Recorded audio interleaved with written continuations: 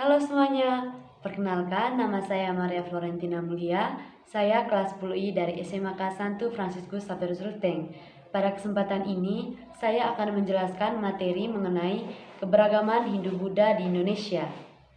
Yang pertama, seni bangunan. Pengaruh Hindu-Buddha secara fisik paling jelas dan tampak pada bangunan candi, di mana candi merupakan bangunan yang paling banyak didirikan pada masa pengaruh Hindu-Buddha. Candi memiliki arti atau bentuk bangunan beragam, misalnya candi yang berfungsi sebagai tempat peribadatan dan makam, dan candi permandian suci atau partirtan. Yang kedua, kesusastraan. Dalam perkembangannya, budaya tulisan melahirkan karya-karya sastra berupa kitab buah karya para pujangga Nusantara. Kitab ini berupa kumpulan kisah, catatan, atau laporan tentang suatu peristiwa. Kadang di dalamnya juga terdapat mitos. Pengaruh alkulturasi budaya ini paling jelas tampak pada upaya adaptasi yang dilakukan oleh sejumlah pujangga seperti Empu Kanwa, Empu Sedah, Empu Darmaja, dan Empu Panulu.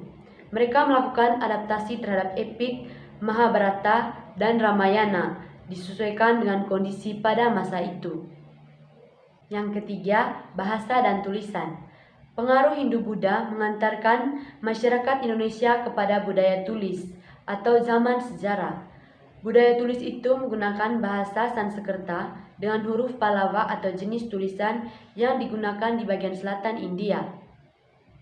Dalam perkembangannya, huruf Pallava menjadi dasar dari huruf-huruf lain di Indonesia, seperti huruf Kawi, Jawa kuno, Bali kuno, Lampung, Batak, Bugis, dan Makassar. Yang keempat, kepercayaan dan filsafat.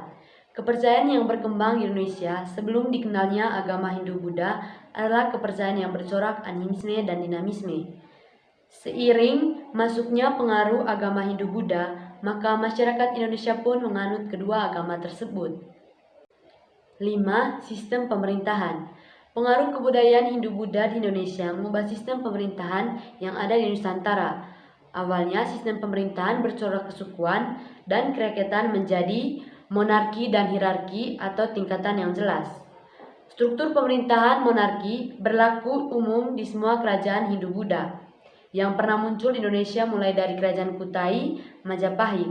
Artinya, pemimpin tertinggi pemerintahan adalah raja, di mana raja dipilih berdasarkan faktor keturunan dari dinasti yang berkuasa dan dikukuhkan oleh kasta Brahmana atau kasta yang paling disegani dalam masyarakat Hindu.